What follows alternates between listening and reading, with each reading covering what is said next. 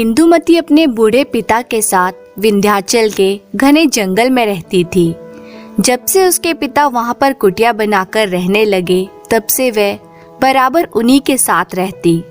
न जंगल के बाहर निकली, न किसी दूसरे का मुंह देख सकी। उसकी अवस्था 4-5 वर्ष की थी जब उसकी माता परलोक से धार गई, और तब से उसके पिता उसे वन में लेकर आ गए।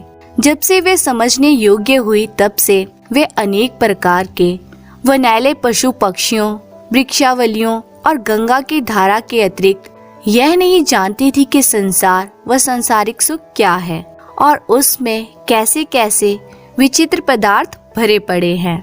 फूलों को इकट्ठा कर माला बनाना, हिरणों के संग कलोल करना, दिन भर जंगल में घूमना और पक्षियों का गाना सुनना, बस यही उसका काम था। वे यह भी नहीं जानती थी कि उसके बूढ़े पिता के अतिरिक्त और भी कोई मनुष्य संसार में है। एक दिन वे नदी में अपनी परछाई देखकर बड़ी मोहित हुई, पर जब उसने जाना कि यह मेरी परछाई है, तब बहुत लज्जित हुई और यहाँ तक कि उस दिन से फिर कभी उसने नदी में अपना मुख नहीं निहारा। गर्मी की ऋतु दोपहर का समय, जबकि उसके पिता अपनी कुटिया में बैठे हुए गीता की पुस्तक पढ़ रहे थे। वे नदी किनारे पेड़ों की ठंडी छाया में घूमती, फूलों को तोड़ तोड़ नदी में बहाती हुई कुछ दूर निकल गई थी कि एकाएक चौंक कर खड़ी हुई। उसने एक ऐसी वस्तु देखी जिसका उसे स्वप्न में भी कभी ध्यान न था और जिसके देखने से उसके आश्चर्य का कोई ठिकाना न रहा। उसने क्या देखा? एक बहुत ही सुंदर 20-22 वर्ष का युवक नदी के किनारे पेड़ की छाया में घास पर पड़ा सो रहा है।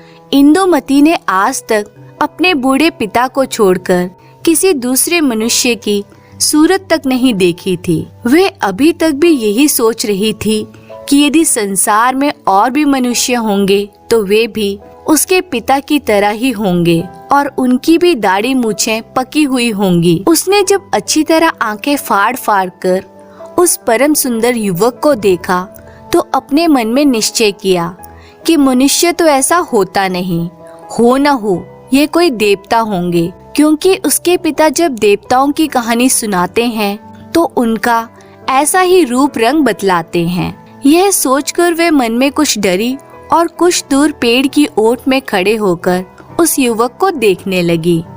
मारे डर के युवक के पास तक न गई और उसकी सुंदरता से मोहित हो कुटिया की ओर भी अपने पैर न बढ़ा सकी। यूं ही घंटों बीत गए, पर इंदुमती को पता ही नहीं चला कि वे कितनी देर से खड़ी खड़ी इस युवक को निहार रही है। वे 2 ही 4 डग चली होगी कि एकाएक युवक की नींद खुल गई और उसने अपने सामने एक परम सुंदरी देवी मूर्ति को देखा, जिसके देखने से उसके आश्चर्य की सीमा न रही। मन ही मन सोचने लगा, इस भयानक घनघोर जंगल में ऐसी मनमोहिनी परम सुंदरी स्त्री कहाँ से आई? ऐसा रूप रंग तो बड़े बड़े राजाओं के निवास में भी दुर्लभ है, सो इस वन में कहाँ से आया? या तो मैं स्वप्न में स्वर्ग की सैर करता होऊंगा या किसी देव कन्या या वन देवी ने मुझे छलने के लिए दर्शन दिए होंगे। यही सब सोच विचार करता हुआ इंदुमती की ओर निहारने लगा। दोनों की रह रहकर आंखें चार हो जाती, जिससे अचरज के अतिरिक्त और कोई भाव नहीं झलकता था। युवक कहने लगा, हे सुंदरी, तुम देव कन्या हो या वन देवी हो, चाहे कोई हो, पर कृपा करके तुमने दर्शन दिए हैं तो जरा सी दया करो, ठहरो, मेरी बातें सुनो, घबराओ मत। यदि तुम मनुष्य की लड़की हो तो डरो मत। क्षत्रिय लोग स्त्रियों की रक्षा करने के सिवा बुराई नहीं करते। सुनो, यदि तुम सचमुच वन देवी हो तो कृपा कर मुझे इस वन से निकलने का सीधा मार्ग बता दो। मैं विपत्ति का मारा 3 दिन से इस वन में भटक रहा हूँ, पर निकलने का कोई मार्ग नहीं मिल रहा। और जो तुम मेरी ही तरह मनुष्य जाति की हो तो मैं तुम्हारा अतिथि हूँ। मुझे केवल आज भर के लिए टिकने की जगह दो, और अधिक मैं कुछ नहीं चाहता। युवक की बातें सुनकर इंदुमती ने मन में सोचा कि तो क्या ये देवता नहीं है? हम लोगों की ही तरह मनुष्य है? हो सकता है, क्योंकि जो ये देवता होता तो ऐसी मीठी मीठी बातें बनाकर अतिथि क्यों बनते। देवताओं को कमी किस बात की है और वे क्या नहीं जानते जो हमसे वन का मार्ग पूछते। तो ये मनुष्य ही होंगे। पर क्या मनुष्य इतने सुंदर होते हैं और ऐसी मीठी मीठी बातें भी करते हैं? ओह, एक दिन मैं जल में अपनी सुंदरता देखकर ऐसी मोहित हुई थी, किंतु इनकी सुंदरता के आगे तो मेरा रूप रंग निरा पानी है। इस तरह सोचते विचारते उसने अपना सिर ऊंचा किया और देखा कि युवक अपनी बात का उत्तर पाने के लिए सामने एकटक लगा खड़ा है। यह देख इंदुमती मधुर स्वर में बोली कि मैं अपने बूढ़े पिता के साथ इस घने जंगल के भीतर एक छोटी सी कुटिया में रहती हूँ। यदि तुम मेरे अतिथि बनना चाहते हो तो मेरी कुटिया पर चलो। जो कुछ मुझसे बनेगा, कंदमूल, फल फूल और जल से तुम्हारी सेवा करूँगी। मेरे पिता भी तुम्हें देखकर बहुत प्रसन्न होंगे। इतना कहकर वे युवक को अपने साथ ले पहाड़ी पगडंडी से होती हुई अपनी कुटिया की ओर बढ़ी। उसने जो युवक से कहा था कि मेरे पिता भी तुम्हें देखकर बहुत प्रसन्न होंगे, सो केवल अपने स्वभाव के अनुसार ही कहा था, क्योंकि वे यही जानती थी कि ऐसी सुंदर मूर्ति को देख उसके पिता भी उसकी तरह ही आनंदित होंगे। परंतु कुटिया के पास पहुंचते ही उसका सब सोचा विचारा हवा हो गया। उसके सुख का सपना जाता रहा और वे जिस बात को ध्यान में भी नहीं ला सकती थी वही आगे आया, अर्थात वे बूढ़ा अपनी लड़की को पराये पुरुष के साथ आते हुए देखकर मारे क्रोध के आग हो गया। युवक के आगे खड़े हो यूं कहने लगा, अरे दुष्ट, तू कौन है? क्या तुझे अपने प्राणों का मोह नहीं है जो तू बेधड़क मेरी कन्या से बोला और मेरी कुटिया पर चला आया? तू जानता नहीं कि जो मनुष्य मेरी आज्ञा के बिना इस वन में पैर रखता है उसका सिर काटा जाता है। अच्छा ठहर, अब तुझे भी प्राणदंड दिया जाएगा। इतना कह वे क्रोध से युवक की ओर घूरने लगा। बेचारे इंदुमती की विचित्र दशा थी। उसने आज तक अपने पिता की ऐसी भयानक मूर्ति नहीं देखी थी। वे अपने पिता का ऐसा अनूठा क्रोध देख पहले तो डरी, फिर युवक के प्राण जाते देखकर बूढ़े के पैरों पर गिर पड़ी और रो रो गिड़गिड़ाकर युवक के प्राण की भिक्षा मांगने लगी और अपने पिता को अच्छी तरह समझा दिया, इसमें युवक का कोई दोष नहीं है, उसे मैं ही कुटिया पर ले आई हूँ। यदि इसमें कोई अपराध हुआ है तो उसका दंड मुझे मिलना चाहिए। कन्या की ऐसी अनोखी विनती सुनकर बूढ़ा कुछ ठंडा हुआ और युवक की ओर देखकर बोला कि सुनो जी, इस अज्ञानी लड़की की विनती से मैंने तुम्हारे प्राण छोड़ दिए, परंतु तुम यहाँ से जाने ना पाओगे। कैदी की तरह जन्म भर तुम्हें यहाँ रहकर हमारी गुलामी करनी पड़ेगी और जो तुमने भागने की कोशिश की तो मारे जाओगे। इतना कहकर जोर से बूढ़े ने सीटी बजाई, जिसकी आवाज दूर दूर तक वन में गूंजने लगी और देखते देखते 20-25 आदमी हट्टे कट्टे यमदूत की सूरत हाथ में ढाल तलवार लिए बूढ़े के सामने आ खड़े हुए। उन्हें देखकर उसने कहा, सुनो वीरो, इस युवक को आज से मैंने अपना बंधुआ बनाया है। तुम लोग इस पर ताक लगाए रखना जिससे ये भागने ना पाए। इतना सुनते ही वे सब के सब युवक की तलवार छीनने लगे और सिर झुकाकर चले गए। पर इस नए तमाशे को देखकर इंदुमती के होश हवास उड़ गए। जब से उसने होश संभाला था तब से आज तक बूढ़े को छोड़ किसी दूसरे मनुष्य की सूरत तक नहीं देखी थी। पर आज एकाएक इतने आदमियों को अपने पिता के पास देख वे बहुत ही सकपकाई, पर डर के मारे कुछ बोल नहीं सकी। बूढ़े ने युवक की ओर आंख उठाकर कहा, देखो अब तुम मेरे बंधुआ हुए, अब से जो जो मैं कहूँगा तुम्हें करना पड़ेगा। उनमें पहला काम तुम्हें यह दिया जाता है कि तुम इस सूखे पेड़ को काट काट कर लकड़ी को कुटिया के भीतर रखो। ध्यान रखो, यदि जरा भी मेरी आज्ञा टाली तो समझ लेना कि तुम्हारे धड़ पर विधाता ने सिर बनाया ही नहीं। और इंदुमती, तुम भी कान खोलकर सुन लो, इस युवक के साथ यदि किसी तरह की भी बातचीत करोगी तो तेरी भी वही दशा होगी। इतना कहकर बूढ़ा कुटिया के भीतर चला गया और फिर उसी गीता की पुस्तक को पढ़ने लगा। बेचारा युवक अपने भाग्य पर भरोसा रखकर कुल्हाड़ी हाथ में लिए पेड़ काटने लगा और इंदुमती पास खड़ी खड़ी टकटकी लगाए उसे देखने लगी। 2 ही 4 बार प्रहार किया होगा लकड़ी पर कि युवक के अंग अंग से पसीने की बूंदें टपकने लगी और वे इतने जोर से सांस लेने लगा जिससे जान पड़ता था कि यदि यूं ही घंटों 2 घंटे वो कुल्हाड़ी से लकड़ी पर वार करता रहा तो अपनी जान से हाथ धो बैठेगा। उसकी ऐसी दशा देखकर इंदुमती उसके लिए फल और जल ले आई। आंखों में आंसू भरकर कहने लगी, सुनो जी, ठहर जाओ, देखो ये फल और जल मैं लाई हूँ, इसे खा लो, जरा ठंडे हो लो, फिर काटना, छोड़ो, मान जाओ। युवक ने उसकी प्रेम भरी बातों को सुनकर कहा, सुंदरी, मैं सच कहता हूँ कि तुम्हारा मुंह देखने से मुझे इस परिश्रम का कष्ट जरा भी नहीं हो रहा। यदि तुम यूं ही मेरे सामने खड़ी रहो तो मैं बिना अन्न जल किए सारे संसार के पेड़ काट कर रख दूं। और सुनो तो सही, अपने पिता की बातें याद करो, क्यों बेवजह मेरे लिए अपने प्राण संकट में डालती हो। यदि वे सुन लेंगे तो क्या होगा, और मैं जो सुस्ताने लगूंगा तो लकड़ी कौन काटेगा। जब वे देखेंगे कि पेड़ नहीं कटा तो वे कैसे क्रोधित होंगे। इसलिए मुझे मेरे भाग्य पर छोड़ दो। युवक की ऐसी करुणा भरी बातें सुनकर इंदुमती की आंखों से आंसू बहने लगे।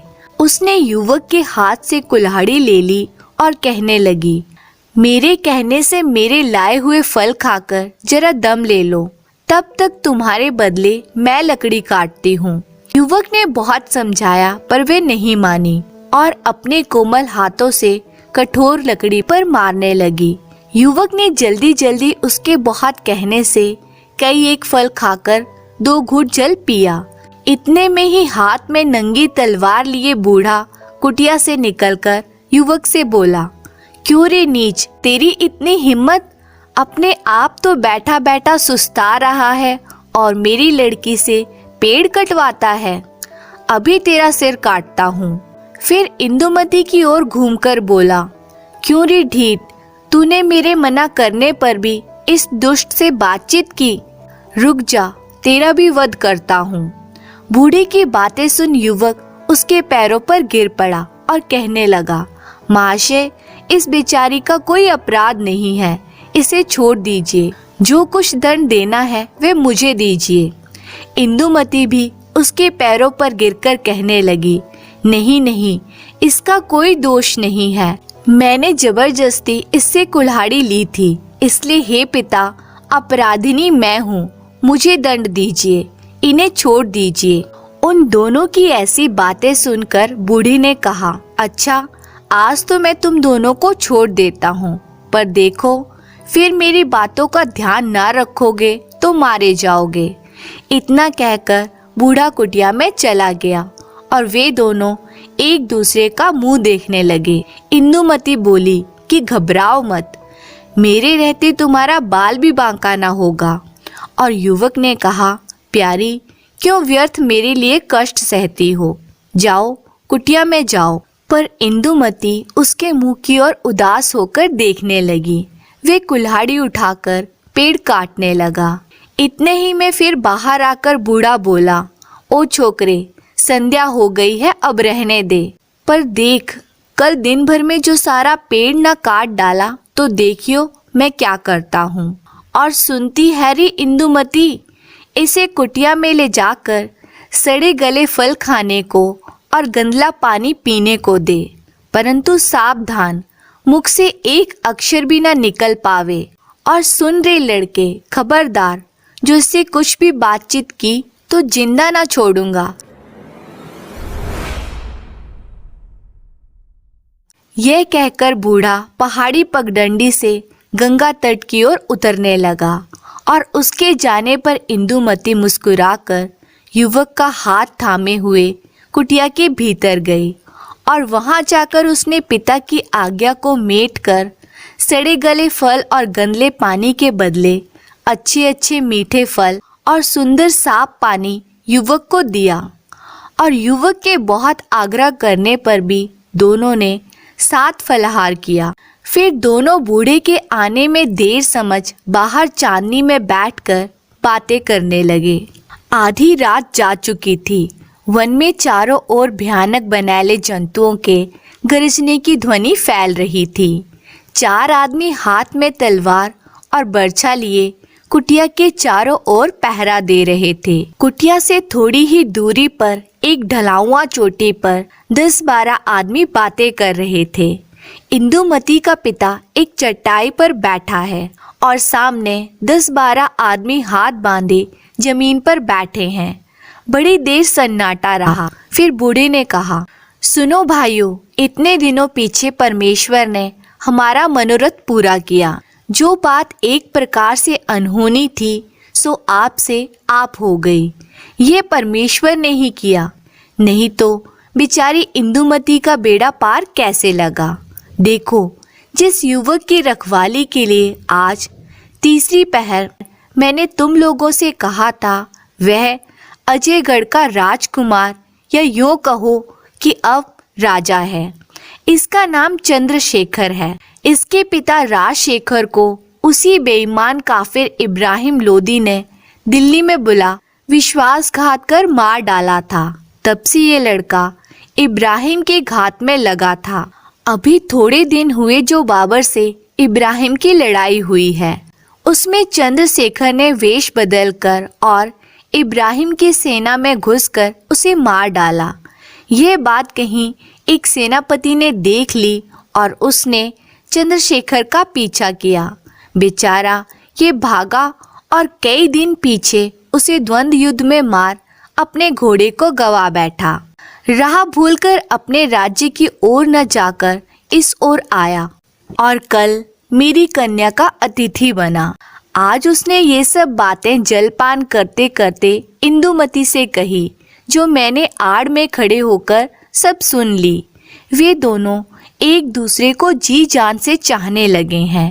तो इस बात के अतिरिक्त और क्या कहा जाए कि परमेश्वर ही ने इंदुमती का जोड़ा भेज दिया है और साथ ही उस दयामय ने मेरी भी प्रतिज्ञा पूरी की। इतना सुनकर सभी ने जय ध्वनि के साथ हर्ष प्रकट किया और बूढ़ा फिर कहने लगा, मेरी इंदुमती 16 वर्ष की हुई।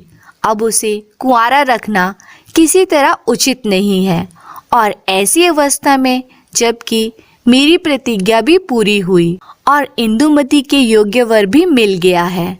उसने इंदुमती से प्रतिज्ञा की कि प्यारी, मैं तुम्हें प्राण से बढ़कर चाहूँगा और दूसरा विवाह भी नहीं करूँगा जिससे तुम्हें सौत की आग में ना जलना पड़े।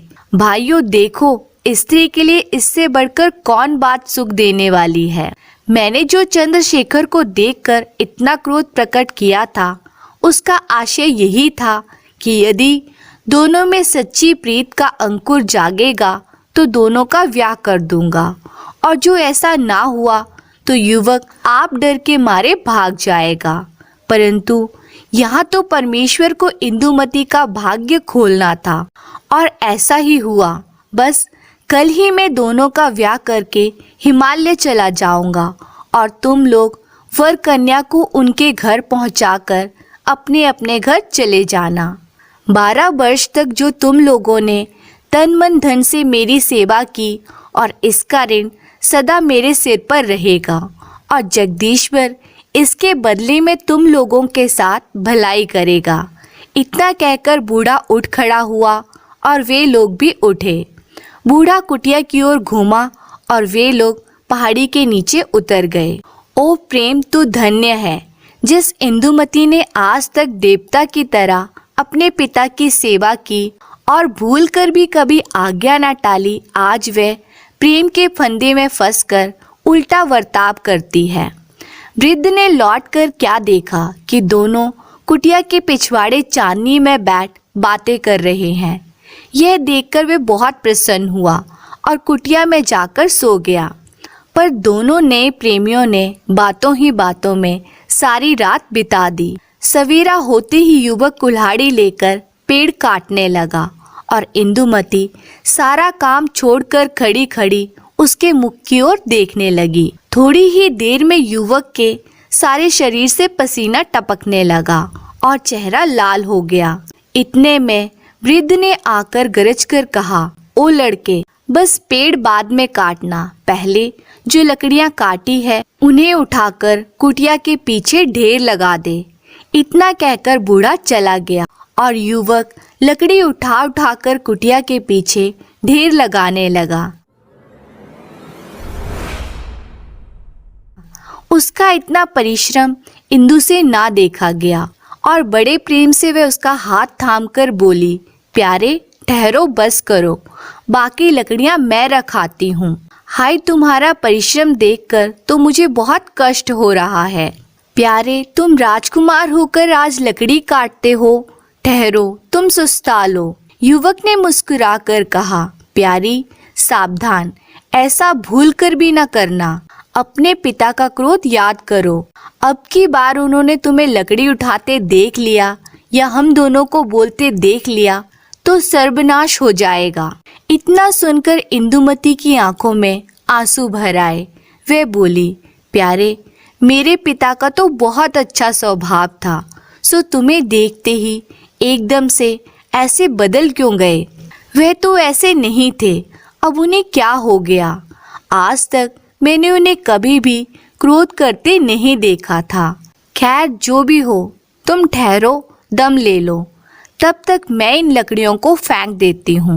युवक ने कहा, प्यारी, क्या मैं राक्षस हूँ कि अपनी आंखों के सामने तुम्हें लकड़ी ढोने दूंगा? हटो, ऐसा नहीं होगा। सच मानो तुम्हें देखने से मुझे कुछ भी कष्ट नहीं जान पड़ता। इंदुमती ने उदास होकर कहा, हाय प्यारे, तुम्हारा दुख देखकर मेरे हृदय में ऐसी वेदना होती है कि क्या कहूँ। जो तुम इसे जानते तो ऐसा ना कहते। पीछे लता मंडप में खड़े खड़े वृद्ध ने दोनों की बातें सुनकर बड़ा सुख माना, पर अंतिम परीक्षा करने के अभिप्राय में नंगी तलवार ले सामने आ गरज कर कहा, इंदुमती, कल से आज तक तूने मेरी सब बातों का उल्टा वर्ताव किया। फल और जल की बात याद कर और तू फिर इससे बात करती है। देख, अब तेरा सिर काटता हूँ। कहकर ज्यों ही वह इंदुमती की ओर बढ़ा कि झट युवक उसके पांव पकड़कर कहने लगा, आप अपने क्रोध को दूर करने के लिए मुझे मारिए, सब दोष मेरा है, मैं दंड के योग्य हूँ। इंदुमती सब तरह से निर्दोष है। मेरा सिर आपके पैरों पर है, काट लीजिए, पर मेरे सामने एक निर्दोष लड़की के प्राण ना लीजिए। वृद्ध ज्यों ही अपनी तलवार युवक की गर्दन पर रखना चाहता था कि इंदुमती पागल की तरह उसके चरणों पर गिर बिलक बिलक कर रोने लगी और कहने लगी, पिताजी, पिताजी, जो मारना ही है तो पहले मेरा सिर काट लो, तो फिर पीछे जो जी में आवे सो करना। इतना सुन बूढ़े ने तलवार दूर फेंक दी और दोनों को उठाकर गले लगाकर कहा, बेटी इंदुमती और वत्स चंद्रशेखर, मैंने तुम दोनों के प्रेम की परीक्षा लेने के लिए सब प्रकार का क्रोध का भाव दिखलाया था। यदि तुम दोनों का सच्चा प्रेम न होता तो क्यों एक दूसरे के लिए जान पर खेलकर क्षमा चाहते। और सुनो, मैंने छिपकर तुम्हारी सब बातें सुनी है। तुमसे बढ़कर संसार में दूसरा कौन राजकुमार है जो इंदुमती के वर बनने योग्य होगा। सुनो, देवगढ़ मेरे पुरखों की राजधानी थी, जबकि इंदुमती 4 वर्ष की थी। पापी इब्राहिम ने मेरे नगर को घेर यह कहलाया कि या तो अपनी स्त्री को भेज दो या जंग करो। यह सुनकर मेरी आंखों में खून उतर आया और उसके दूध को मैंने निकलवा दिया। फिर क्या पूछना था। सारा नगर यवन हत्याओं के हाथ से शमशान हो गया। मेरी स्त्री ने आत्महत्या की और मैं उस यवन कुल कलंक से बदला लेने की इच्छा से 4 वर्ष की इंदुमती को अपने साथ लेकर इस जंगल में रहने लगा। मेरे कृतज्ञ सरदारों में से 50 आदमियों ने सर्वस्व त्याग कर मेरा साथ दिया और आज तक मेरे साथ हैं। उन्हीं लोगों में से कई आदमियों को तुमने कल देखा था। बेटा चंद्रशेखर, 12 वर्ष हो गए, पर ऐसी सावधानी से मैंने अपनी लड़की का लालन पालन किया और इसे पढ़ाया लिखाया कि जिसका सुख तुम्हें आप आगे चलकर इसकी सुशीलता से जान पड़ेगा। और देखो, मैंने इसे ऐसे पहरे में रखा कि कल के सिवा और कभी इसने मुझे छोड़कर किसी दूसरे मनुष्य की सूरत ना देखी। मैंने राजस्थान के सभी राजाओं से सहायता मांगी और ये कहलाया कि जो कोई दुष्ट इब्राहिम का सिर काट लाएगा उससे अपनी लड़की का ब्याह कर दूंगा। पर किसी ने मेरी बात ना सुनी और सभी मुझे पागल समझकर हंसने लगे। अंत में मैंने दुखी होकर प्रतिज्ञा की कि जो कोई इब्राहिम को मारेगा उसी से इंदुमती ब्याही जाएगी, नहीं तो ये जन्म भर कुंवारी ही रहेगी। सो परमेश्वर ने तुम्हारे हृदय में बैठकर मेरी प्रतिज्ञा पूरी की। अब इंदुमती तुम्हारी हुई और आज मैं बड़े भारी बोझ को उतारकर आजन्म के लिए हल्का हो गया। इतना कहकर बूढ़ी ने सीटी बजाई और देखते देखते 50 जवान हथियारों से सजे आ खड़े हुए। उनके साथ एक सजा हुआ घोड़ा चंद्रशेखर के लिए और एक सुंदर पालकी इंदुमती के लिए थी। इसी समय बूढ़े ने दोनों का विवाह कर उन्हें उन वीरों के साथ विदा किया और आप हिमालय की ओर चला गया। अब जो इंदुमती इतने दिनों तक वन विहंगिनी थी, वे आज घर के पिंजरे में बंद होने चली। परमेश्वर की महिमा का कौन पार पा सकता है। धन्यवाद।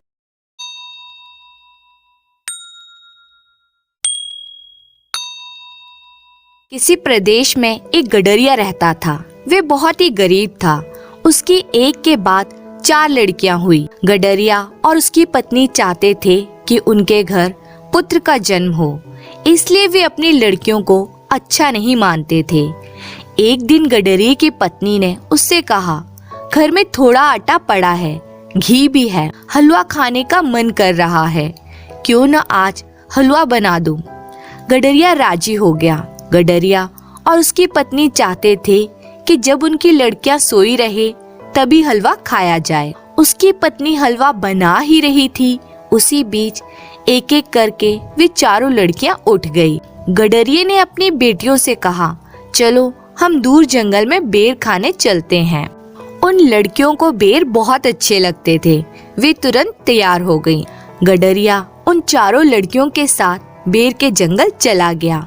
वहाँ बहुत सारी बेर की झाड़ियाँ थी। गडरिया अपने साथ ओढ़ने के लिए एक बड़ा कंबल ले गया था।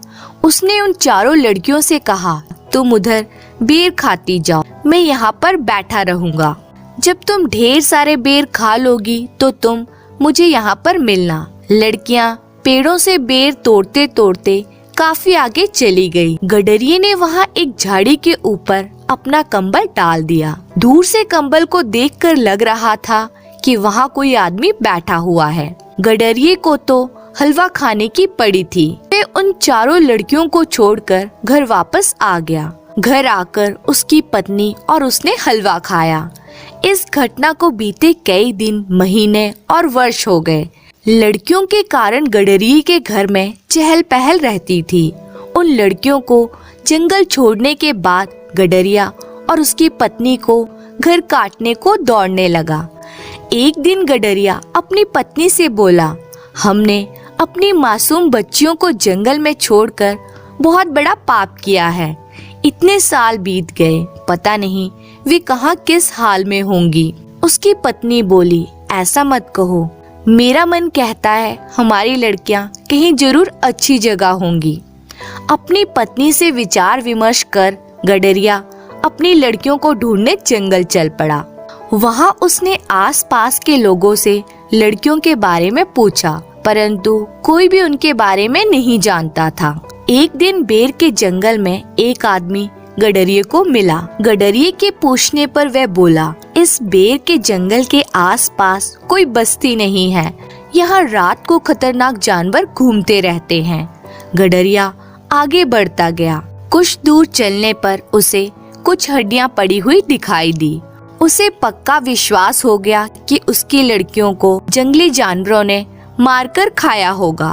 वे रोने लगा। थोड़ी देर बाद उसे उस रास्ते में घोड़े पर सवार एक सुंदर युवती दिखाई दी। गडरिये को रोते हुए देखकर उसने पूछा, आप कौन हैं? क्यों रो रहे हो? गडरिये ने उसे पूरी बात बता दी। गडरिये की बात को सुनकर वह मुस्कुराई। वह बोली, मैं आपको एक कहानी सुनाती हूँ। युवती ने कहानी को सुनाना शुरू किया। एक बार 4 लड़कियों को उसके पिता जंगल ले गए। उन्होंने एक झाड़ी के ऊपर कंबल रखा।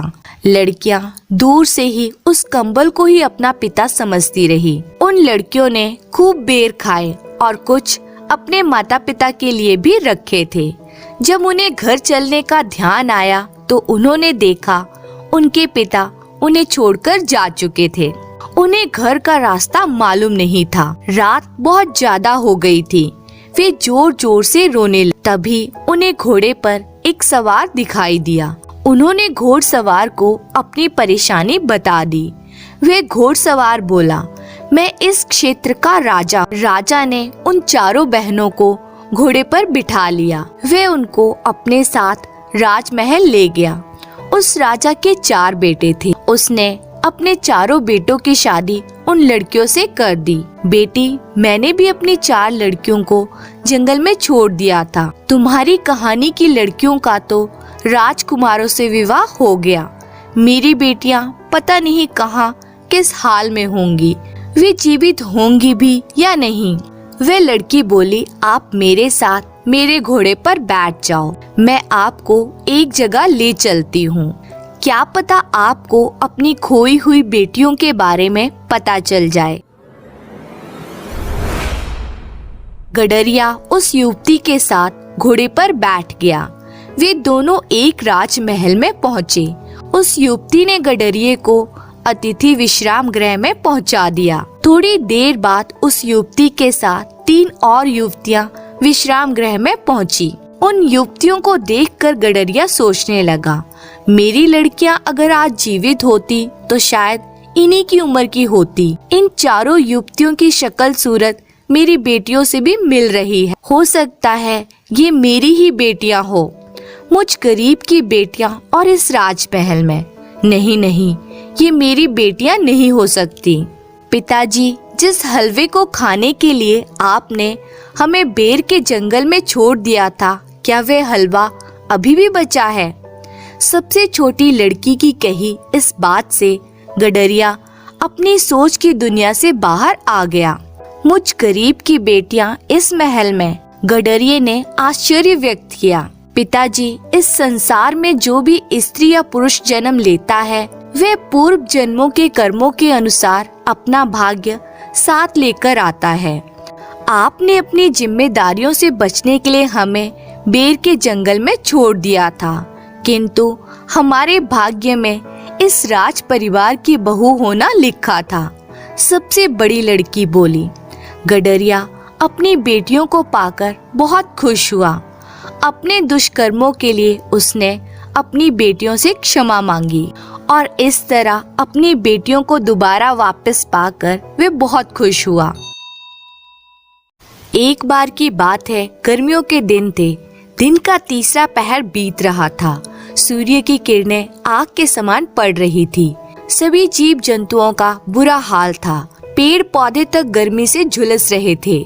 उज्जैन के चक्रवर्ती सम्राट विक्रमादित्य तथा महाकवि कालिदास दरबार में बैठे थे और बाकी सभी नवरत्न अपने अपने घरों की ओर जा चुके थे। ये वही विक्रमादित्य थे जो अपने न्याय तथा वीरता के लिए आज भी जाने जाते हैं, तथा महाकवि कालिदास उन्हें कौन नहीं जानता। उन्होंने ही मेघदूत, रघुवंश और शकुंतला जैसे प्रसिद्ध ग्रंथों की रचना की थी। राजा विक्रमादित्य और कालिदास दोनों गर्मी से परेशान थे। दोनों के ही शरीर पसीने से लथपथ थे। सेवक पंखा झोल रहे थे, किंतु पसीना रुकने का नाम ही नहीं ले रहा था। सेवक उनका पसीना बार बार पोंछ रहे थे। प्यास के मारे बार बार कंठ सूखा जा रहा था। दोनों के पास मिट्टी की एक सुराही रखी हुई थी।